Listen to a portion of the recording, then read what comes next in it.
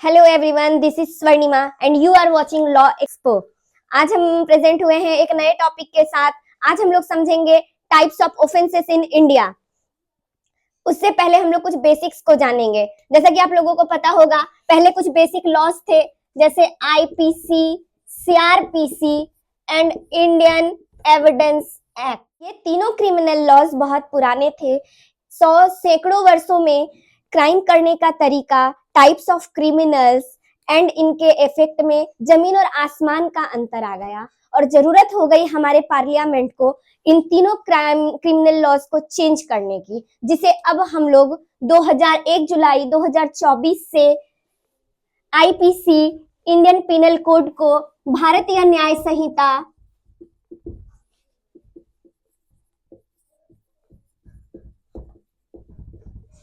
CrPC को, भारतीय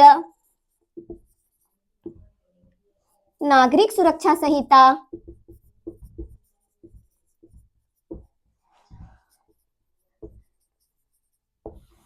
and Indian evidence act को भारतीय साक्ष्य अधिनियम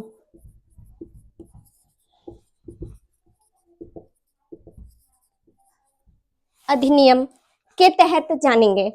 अब हम लोग जानेंगे ये लॉज थे क्या, इनके क्या इम्पैक्ट्स थे, इनके क्या यूजेस थे।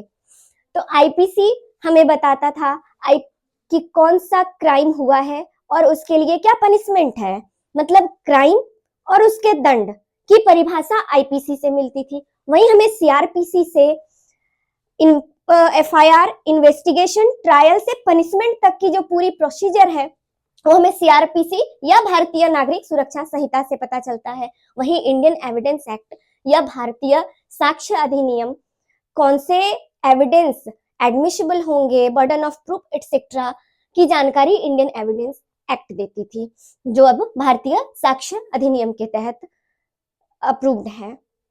तो ये तो हो गए बेसिक चीजें। अब है कि क्राइम ऑफेंसेस, कितने तरह के ऑफेंसेस हैं, तो चलिए अब हम लोग वो डिस्कस करते हैं। कमिंग टू द टॉपिक, दिमाग में सबसे पहले ये क्वेश्चन आता है, व्हाट इज ऑफेंस।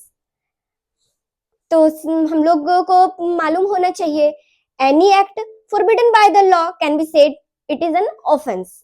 तो ऑफेंस को हम लोग ऑफेंस की सीरियसनेस को देख करके, ऐसे तो ये कहीं भी लॉ में डिफाइंड नहीं है, बट हम लोग अपनी सुविधा के लिए इसको डिफरेंशिएट करके थोड़ा सा जानने की कोशिश करेंगे।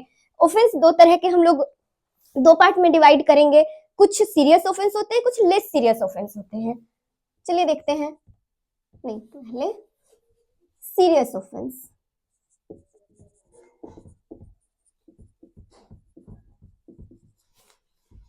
और लेस सीरियस ऑफेंस।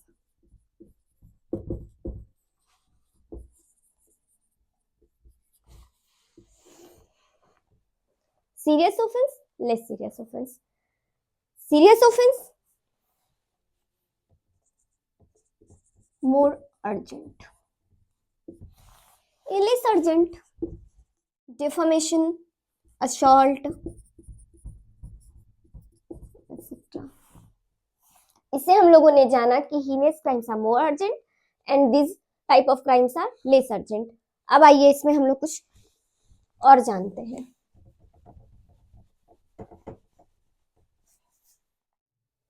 तो हमारे सामने कॉग्निजेबल एंड नॉन कॉग्निजेबल के बीच का डिफरेंस है, जिसमें पुलिस खुद से कॉग्निजेबल ऑफेंसेस में खुद एक्ट करती है। उसमें अरेस्ट विदाउट वारंट हो सकता है। अगर कोई भी ऑफेंडर है तो उसे पुलिस कभी भी कहीं से भी अरेस्ट कर सकती है। इन्वेस्टिगेशन तुरंत में शुरू हो जाना है तो उसके लिए किसी परमिशन की जरूरत नहीं है, और इसमें एफआईआर होता है। वहीं नॉन कॉग्निजेबल में आएंगे, पुलिस की कोई अथॉरिटी नहीं होती है। अगर कहीं पे नॉन कॉग्निजेबल ऑफेंस हुआ है तो पुलिस खुद से किसी भी ऑफेंडर को खोजने नहीं आएगी, और इसमें वारंट भी नीडेड होगा। पुलिस किसी को अरेस्ट अपने मन से नहीं कर सकती है। इसमें परमिशन चाहिए होगा कोर्ट का। जब तक कोर्ट ऑर्डर नहीं करेगी तब तक वारंट इशू नहीं होगा और बिना वारंट के अरेस्ट नहीं होगा।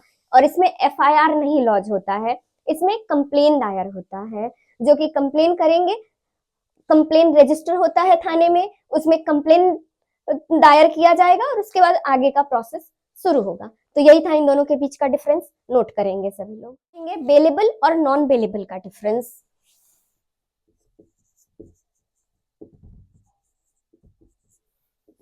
Non bailable,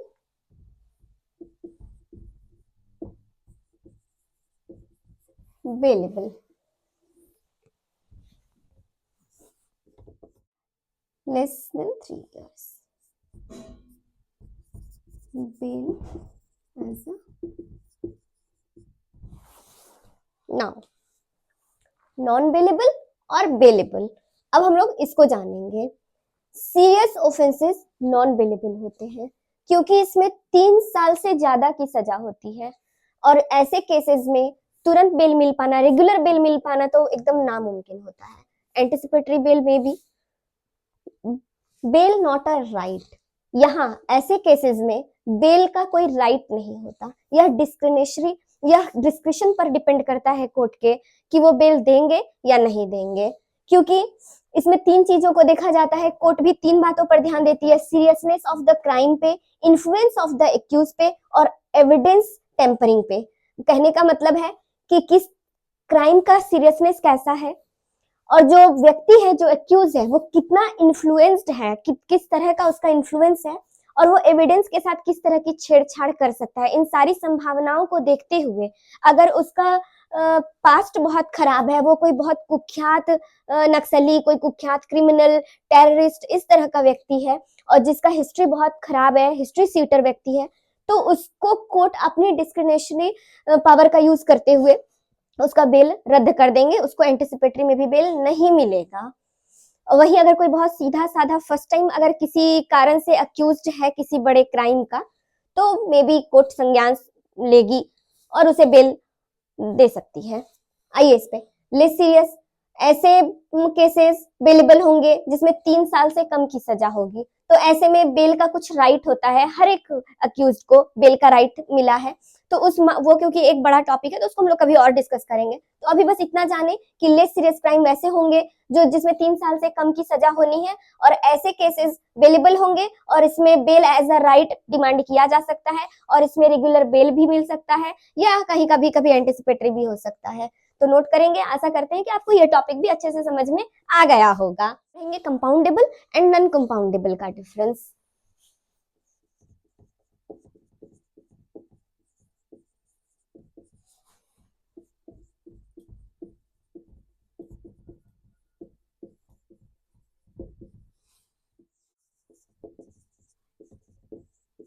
Parties can enter in a settle। ये कंपाउंडेबल एंड नॉन कंपाउंडेबल, ये ऐसे मामले हैं जिसमें parties can enter in a settlement, मतलब इसमें एक्यूज और विक्टिम ये दोनों किसी ऐसे सेटलमेंट में तैयार होते हैं जिसके बाद जो पार्टी है वो या तो कोई कॉम्पेंसेशन लेकर के, मतलब जो विक्टिम है वो अक्यूज्ड से कॉम्पेंसेशन लेकर के अपने जितने भी उसने चार्जेस लगाए थे विक्टिम, वो सारे ही ड्रॉप कर लेता है। और कुछ मामलों में कोर्ट के परमिशन भी चाहिए होते हैं और कुछ बिना कोर्ट के परमिशन के भी खत्म हो जाते हैं। वो इसलिए क्योंकि ये लेस, इसमें बहुत सीरियस ऑफेंस नहीं है, लेस ऑफेंस है जिसके कारण ऐसा हो पाता है। और इसमें जनरली थेफ्ट, डिफेमेशन ये सब आते हैं, तो ये खत्म किया जा सकता है। वही नॉन कंपाउंडेबल में कोई सेटलमेंट नहीं होता क्योंकि इसमें सीरियस ऑफेंस होते हैं, इसमें murder, rape, attempt to murder, dowry death, इस तरह के मामले होते हैं, तो इसमें किसी तरह का कोई सेटलमेंट नहीं होगा। ये अगर विक्टिम चाह भी ले कि अक्यूज के साथ या ऑफेंडर के साथ किसी तरह का कॉम्प्रोमाइज करके इसे खत्म कर सके, तो वो नहीं कर सकता क्योंकि ये मामले जो है वो स्टेट के हो जाते हैं, वो किसी एक पर्टिकुलर का नहीं रह जाता है। तो ये रहा कंपाउंडेबल और नॉन कंपाउंडेबल के बीच का।